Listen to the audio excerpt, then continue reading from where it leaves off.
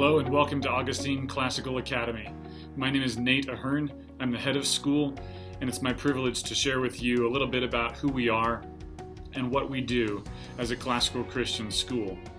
ACA was founded in 2011 by a group of parents who asked a few basic questions about their children's education. What is true?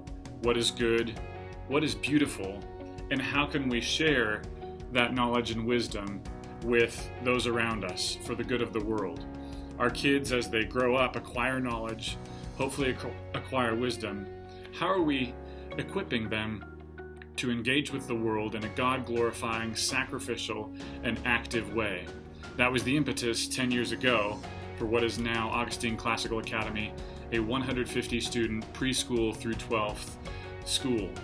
ACA is first a Christian school. We believe that the gospel is foundational to all of truth, and we look to it to understand who we are, where we came from, what we're made for, and what ultimately who we're accountable to. We believe that all subjects, whether it's math, science, literature, history, whatever we're studying, that comes under the lordship of Christ, with theology, the queen of sciences, as it were, at the central hub of the spokes of the disciplines that we teach our children. We're secondarily a classical school. Classical education is one of the oldest and most time-tested educational methodologies in history. I like to think of it as knowing your machine before you run it. While our children shouldn't be thought of as machines, we should know who they are and how they're made before we try to tamper with them, to put information in them, to make them do things. If you're an airline pilot or a train engineer, you study your aircraft, you study your train before you put it on the tracks, before you take off from the runway. What kind of fuel does it take? Does it fly well in snow and ice? Do I need to clear off the tracks before getting up to speed? You don't do things that aren't good for the machine. In a similar way, classical education is an educational methodology that knows the child. It realizes that in an early phase, anywhere from preschool all the way up to about 5th grade, kids love knowledge. They don't know what that knowledge means necessarily, but they just love to know it and spout it and sing it and talk about it. So we're working on giving them a knowledge of the world.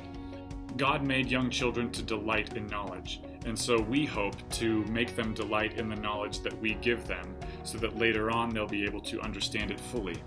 In the logic phase, which is in grades 6 through 8, God naturally wired all children, all students, to begin asking some really important questions.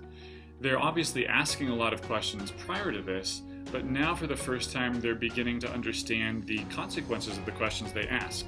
The logic phase is very similar to tools in the tool belt of a carpenter. At any given time throughout a student's life, they're going to encounter a different problem.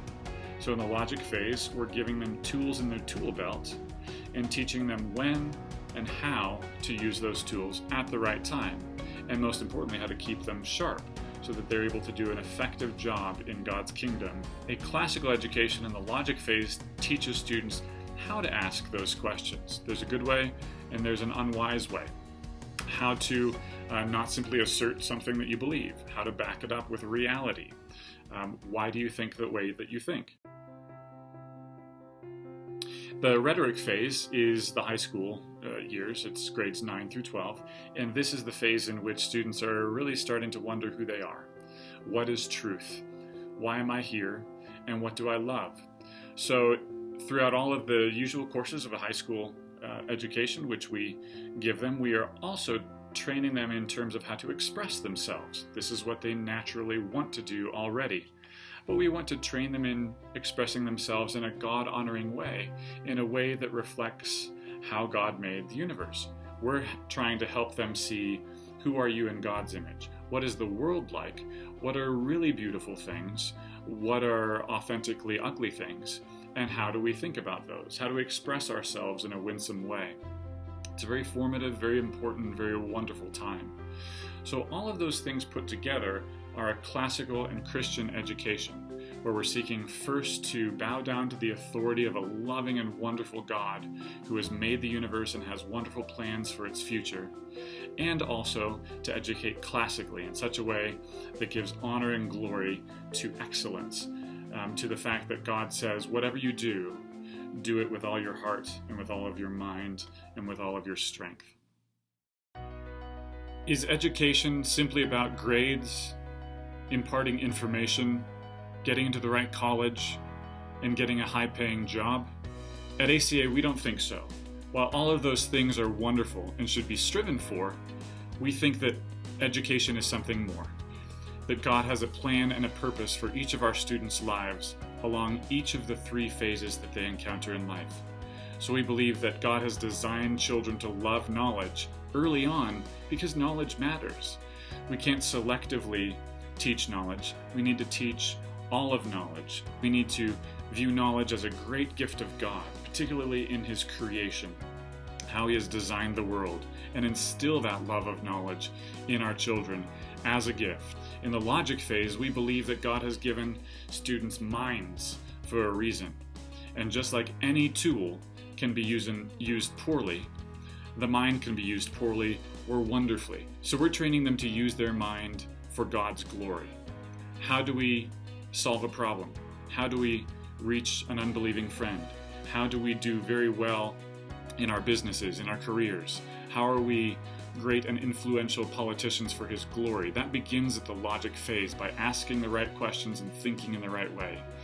And in the rhetoric phase in high school, we believe God has made beauty for a reason. He didn't have to make the world beautiful. He could have made it drab. He could have made it all the same. He could have made it monochromatic, but He didn't. He created things like taste. He created things like touch, pleasure, feelings, sunrises and sunsets, music, art, insects, animals of all kinds, great civilizations that have risen and fallen, all manner of diverse and wonderful things that we can only marvel at and ask, why was it this way? It didn't need to be this way. And if God created our minds to respond to beauty like that, that means that we want to cultivate a sense of thankfulness as we identify beauty, as we identify who we are in Christ, and then as we communicate God's vision of beauty in the world for His redemptive purposes. It's a high calling, it's a wonderful calling, and we're so proud and honored to partner with your children and with you as a family for God's glory.